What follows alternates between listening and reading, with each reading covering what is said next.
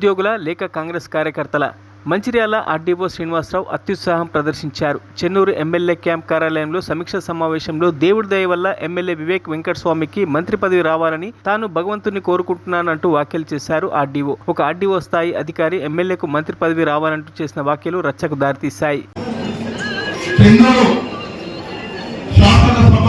నియోజకవర్గంలో ఉండడం మనందరి అదృష్టం. ఎందుకంటే గౌరవ కలెక్టర్ గారు 3 నియోజకవర్గాలకి మీరు ఏ శాసనసభకు ఏ నియోజకవర్గానికి మీరు స్పెషల్ ఆఫీసర్ గా ఉంటారంటే ఫస్ట్ నేను కోరుకునేది చెన్నూరు నియోజకవర్గం. ఎందుకంటే మిత్రులారా దీనిలో ఆప్షన్ ఉంది. ప్రతి సంవత్సరం 3,500 ఇండ్లు వస్తున్నాయి.